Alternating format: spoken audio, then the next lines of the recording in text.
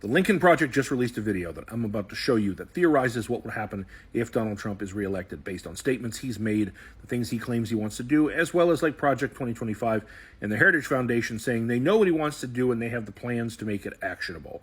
I think as you watch this, it's very easy to say, this feels like fear-mongering. Like, some of this stuff seems crazy. That can't be possible. But I want you to ask yourself a question they actually pose at the end of this. I want you to have it in your mind going into it.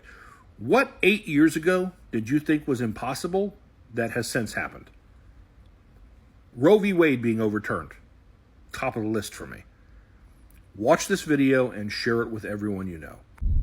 On January 20th, 2025, Donald Trump is sworn in as the 47th President of the United States. Unfortunately, he keeps his promises. Trump seizes control of a divided government, signing hundreds of executive orders implementing Project 2025. Trump replaces over 50,000 civil servants with hardline MAGA loyalists. The federal oath of office now requires declaring loyalty to the president, not the Constitution. Protected by the Supreme Court's grant of total immunity for official acts, Donald Trump orders the Department of Justice to arrest members of the January 6th Commission, current and former DOJ employees, and political opponents for treason, election interference, and conspiracy. He declares it to be an official act. Trump ends birthright citizenship by executive order and turns millions of American-born citizens into illegal aliens overnight. Mass deportations begin. Hundreds of thousands, including legal U.S. residents and American citizens, are imprisoned in newly built camps. Protests erupt. Trump addresses the nation from the Oval Office, invoking the Insurrection Act and declaring the protesters a danger to American sovereignty.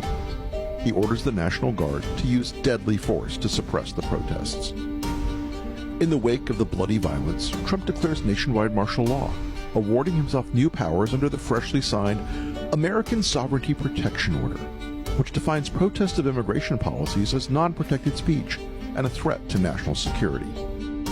Governors in New York, California, Illinois, and elsewhere declare their opposition, promising to refuse compliance in their states. Trump orders their arrests.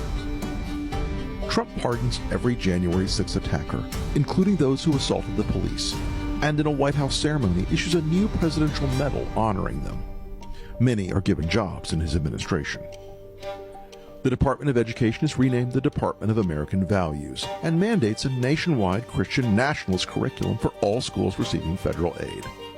Trump, joined by Speaker Mike Johnson and evangelical leaders, announces that the Department of Health and Human Services has reclassified mifepristone, making it illegal to distribute or prescribe, as well as new HHS regulations that make IVF treatments impossible to legally administer.